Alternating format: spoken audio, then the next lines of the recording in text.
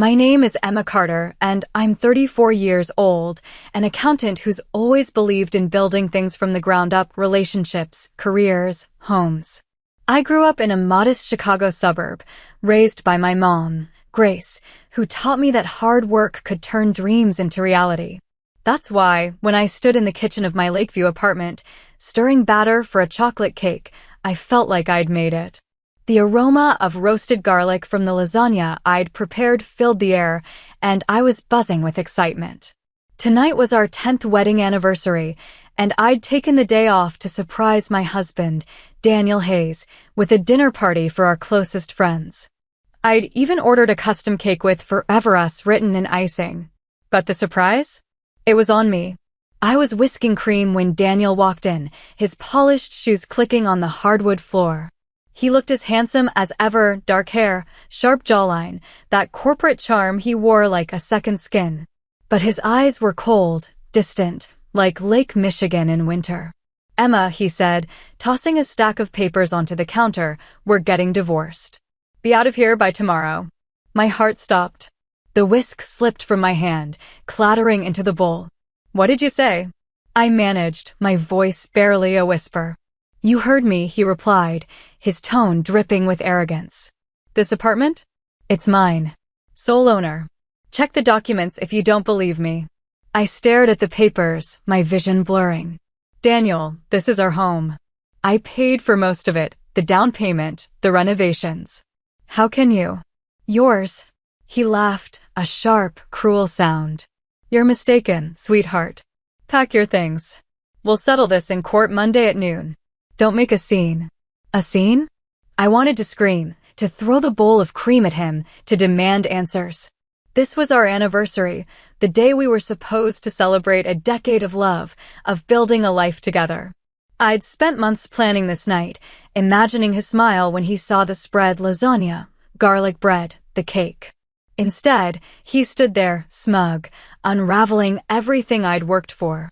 My chest tightened, like someone was squeezing the air out of me. I thought of the years I'd poured into this marriage, the sacrifices, the trust. How could he do this? And why now? The doorbell rang, snapping me out of my shock. Our friends were arriving, their laughter echoing through the hallway. I wiped my hands on my apron, my fingers trembling. "What about the party?" I asked, my voice cracking. Daniel shrugged, adjusting his tie. "We'll play nice for the guests. Tell them we're parting amicably.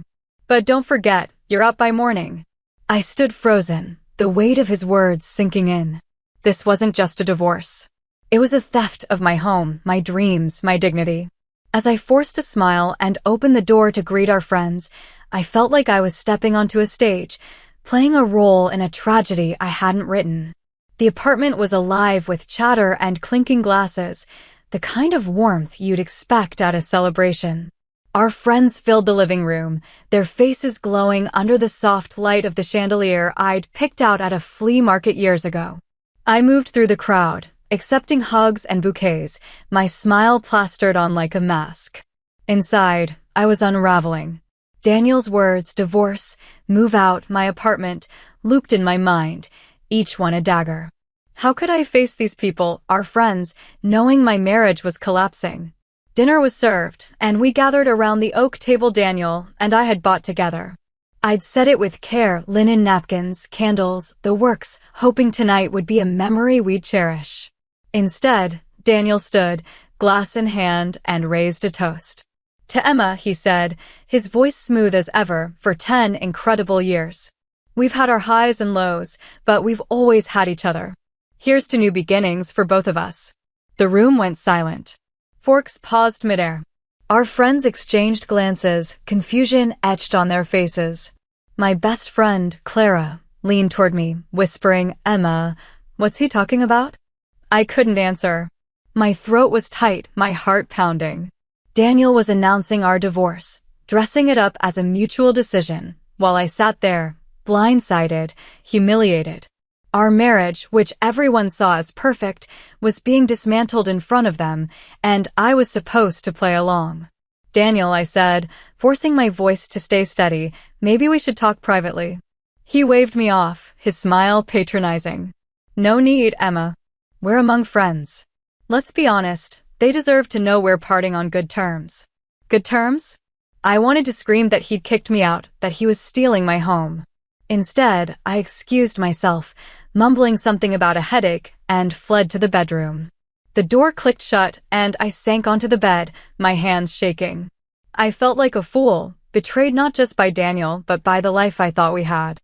The laughter from the living room mocked me, a reminder of the facade I'd been forced to uphold. I buried my face in my hands, tears burning my eyes, wondering how I'd let it come to this. I stood in our bedroom, staring at the life Daniel and I had built. The framed photos on the dresser, the quilt my mom made for our wedding, every piece held a memory now tainted. I had to leave. Daniel had made that clear, but what do you pack when your world is falling apart? I grabbed a duffel bag, stuffing in clothes, my laptop, a few photos. My cat, Luna, meowed from her carrier, sensing my distress. I whispered, "We'll be okay, girl," though I wasn't sure I believed it. The voices of our friends drifted from the living room. I heard Lucas, a graphic designer who'd been our friend for years, say, "Daniel, an anti-anniversary party? That's cold." Daniel laughed, his voice dripping with self-satisfaction. "Emma's fine with it. She's tough." Tough? I was breaking, and he didn't care. I slipped out the back door, my bag slung over my shoulder, Luna's carrier in hand. The Chicago night was crisp, the city lights blurring through my tears. A taxi waited at the curb, and within 30 minutes, I was at my mom's small house in Evanston. She opened the door, her face falling when she saw my red eyes. "Emma, honey, what's wrong?" I collapsed into her arms, sobbing. "Daniel wants a divorce. He says the apartment's his, told me to get out."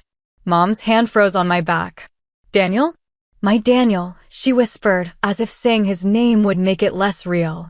I nodded, spilling everything, his cold announcement, the party, the documents. Luna curled up on my lap, her warmth a small comfort as I recounted the betrayal. Mom shook her head, her eyes fierce. "That apartment is yours, Emma. You worked for it." Her words stirred something in me, anger, maybe hope. I'd spent my life building, saving, trusting. I wasn't going to let Daniel take it all away. As I sat in Mom's kitchen, the weight of the night settled in, but so did a spark of determination. This wasn't the end. Sitting in Mom's kitchen, the smell of her chamomile tea grounding me, I couldn't help but think about how I got here. I grew up in a small house in Cicero, a working-class suburb of Chicago. My mom, Grace, was a school teacher, raising me alone after Dad died when I was 9. Money was tight, but Mom taught me to dream big. At 14, I started working, delivering newspapers, babysitting, even cleaning houses in the summer.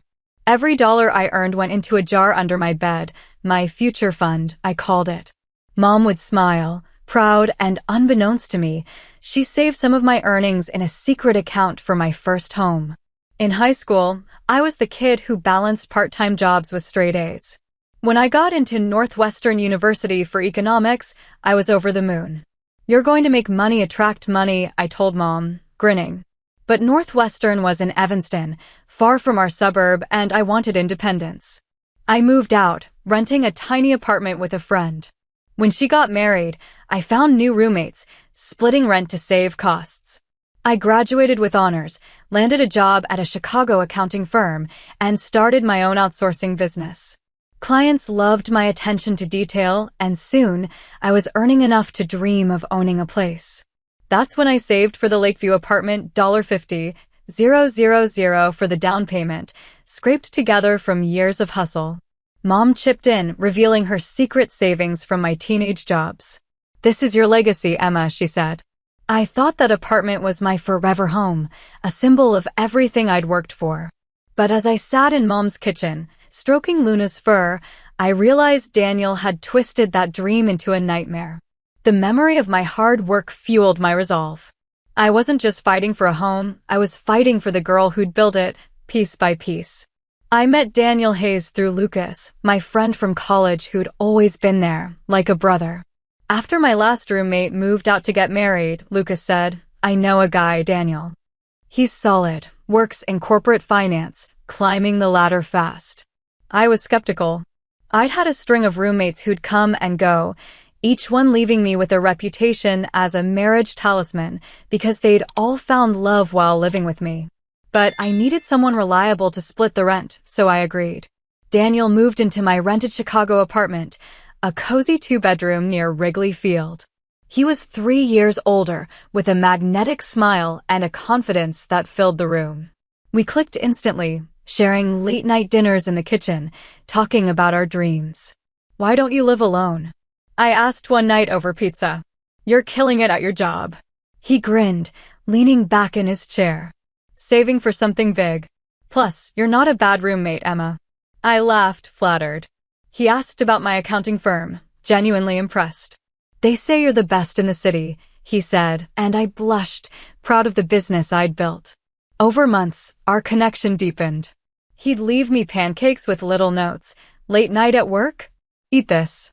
I'd bake him cookies, leaving my own notes. "Try these, Mr. Finance."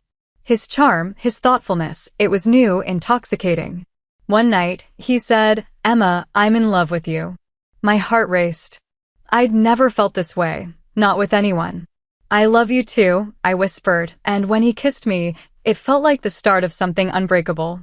When we decided to buy the Lakeview apartment, Daniel suggested putting it in his name. "It's just paperwork, Emma.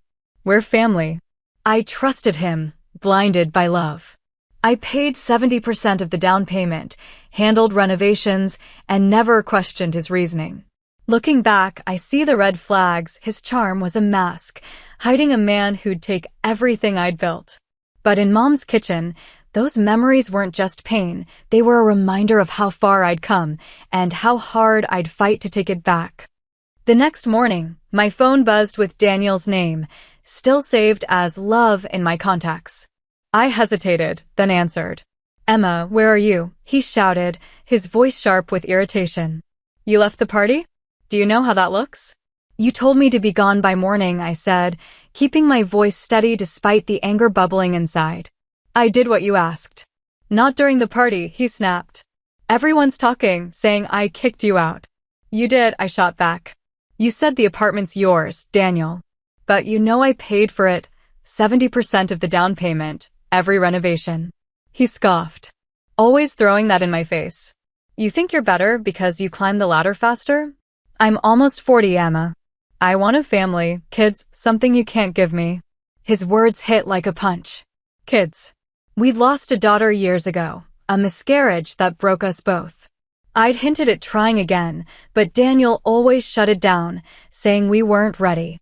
Now he was using my grief against me. "What are you talking about?" I asked, my voice trembling. "I'm getting married," he said, smug. "She's pregnant. 6 months along. So pack up your sob story and get out." I hung up, my hands shaking. Pregnant. 6 months. While I'd been working late nights, building our life, Daniel had been building another, with someone else. The betrayal cut deeper than the divorce, slicing through every promise we'd made. I thought of the nights I'd cried over our lost child, how he'd held me, promising we'd heal together. It was all a lie.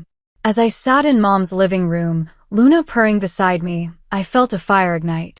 Daniel wasn't just taking my home, he was rewriting my life. I wouldn't let him. I couldn't just sit and cry. I needed answers, and I needed my home back. I called Mr. Thompson, Daniel's former boss at a Chicago investment firm. I'd met him at company events, where he'd always praised my accounting work. "Emma, good to hear from you," he said warmly. "What's this about?" "I need to know about Daniel," I said, my voice steady despite my nerves. "He's trying to take our apartment, claiming it's his." "Can you tell me anything about his time at your firm?" Mr. Thompson sighed. "I'm not surprised. Daniel resigned quietly, but only because I respected you. He was caught embezzling funds, significant sums. We didn't press charges to avoid a scandal, but he's done this before, Emma. Every job he's had, there's been something shady." My heart raced. Embezzlement? I thought I knew Daniel, his smile, his charm. But this? Can you testify to that? I asked. "Absolutely," he said. "I run an honest business. If you need me in court, I'm there." I hung up, stunned but empowered. Next, I called Lucas, who'd been at the party. He was furious when I told him everything. Emma, I thought Daniel was my friend, but he's a snake. He bragged about bonuses, but I found out he was skimming money from projects we worked on together. I'll back you up, whatever you need. Each call revealed more of Daniel's lies. Friends, colleagues, they all had stories of his charm masking deceit. I felt foolish for trusting him, but their support gave me strength. I wasn't alone. As I jotted down names for my lawyer, I realized this wasn't just about the apartment. It was about exposing the man who'd betrayed me and proving I wasn't the fool he thought I was. With every call, my resolve grew stronger. I hired a lawyer, Ms. Patel, a sharp woman known for winning tough property disputes in Chicago. She listened to my story, her eyes narrowing as I explained Daniel's betrayal. "We'll get your apartment back, Emma," she said. "But we need evidence, bank statements, witnesses, anything that proves you funded it." I spent days digging through records. I found bank statements showing my $50,000 down payment and years of mortgage payments from my account. Receipts for renovations, new floors, kitchen cabinets were all in my name. Daniel's contributions? Minimal, mostly late-night pizza runs during our Reno days. It was clear I'd built that home. Ms. Patel lined up witnesses. Mr. Thompson agreed to testify about Daniel's embezzlement, which undermined his credibility. Lucas offered to speak about Daniel's financial lies, and 2 other colleagues confirmed his pattern of fraud at past jobs. Even my mom, Grace, prepared a statement about the savings she'd given me for the apartment, tying it to my childhood hustle. The night before the court date, I met Lucas at a coffee shop near Millennium Park. "You sure you're ready for this?" he asked, his warm eyes searching mine. "I have to be," I said, sipping my latte. "This isn't just about the apartment. It's about taking back my life." Lucas reached for my hand, his touch steadying me. "You're not alone, Emma. We've got your back." His support felt like a lifeline, pulling me from the darkness of Daniel's betrayal. As I walked home under Chicago's starry sky, I felt ready not just to fight, but to win. The courtroom in downtown Chicago was cold, the kind of sterile chill that seeps into your bones. I sat beside Ms. Patel, my heart pounding as Daniel strutted in with his fiancée, Rebecca Lyle, a brash woman in a tight red dress. She smirked at me, whispering something to Daniel that made him chuckle. I clenched my fists, focusing on the judge. Ms. Patel presented our case with precision, bank statements, receipts, my childhood savings story from Mom. Mr. Thompson took the stand, detailing Daniel's embezzlement, his voice steady but damning. Lucas followed, exposing Daniel's lies about bonuses. Other witnesses confirmed his history of fraud. With each testimony, Daniel's smug expression faded. When it was Daniel's turn, he claimed the apartment was his, dismissing my contributions. "Emma's exaggerating," he said. "I handled everything." But his story crumbled under cross-examination. Ms. Patel showed the judge my financial records, proving I'd paid 70% of the down payment and all major expenses. The judge's ruling came swiftly. The apartment was mine. Daniel's face went pale, his jaw tight. Rebecca exploded, shouting on the courthouse steps, "Where are we supposed to live now, Daniel?" He mumbled, "Your place." She laughed bitterly. "No way. You'll try to steal that too." She stormed off, leaving him alone. I caught Daniel's eye as I walked away with Lucas. "You did this to yourself," I said, my voice calm but firm. He looked down, defeated, a shadow of the man who'd tried to break me. For the first time, I felt free not just of him, but of the weight of his lies. I stepped into my Lakeview apartment, the familiar creak of the hardwood floor welcoming me home. Luna darted out of her carrier, weaving between my legs as if claiming the space too. The air felt different, lighter, mine. I'd fought for this place, not just the walls, but the life it represented. After the court victory, I'd spent weeks scrubbing away Daniel's presence, new paint, new curtains, a fresh start. That evening, the door opened, and Lucas's voice called out, "Honey, you home?" I smiled, warmth spreading through me. "In the kitchen," I replied, stirring a pot of chili. Lucas wrapped his arms around me, his hand resting on my growing belly. "How's our little one?" he asked, his voice soft. Kicking like crazy, I laughed, leaning into him. Lucas had been my rock through the trial, his quiet strength pulling me through the darkest days. We'd grown closer, our friendship blossoming into love. Now, expecting our first child, I felt a joy I'd thought Daniel had stolen forever. As we sat down to dinner, Luna purring nearby, I realized happiness isn't just a home or a person, it's trusting yourself, knowing you're enough. Daniel's betrayal had broken me, but it also showed me my strength. I'd built this life once, and I'd build it again better. Thank you for walking this journey with me, through the heartbreak, the fight, and the triumph of reclaiming my home. You felt my tears, my anger, and my hope. If my story resonated with you, hit that subscribe button and join me on this channel, where every story is about rising from the ashes and finding your truth. Keep building your own dreams, and I'll see you in the next one.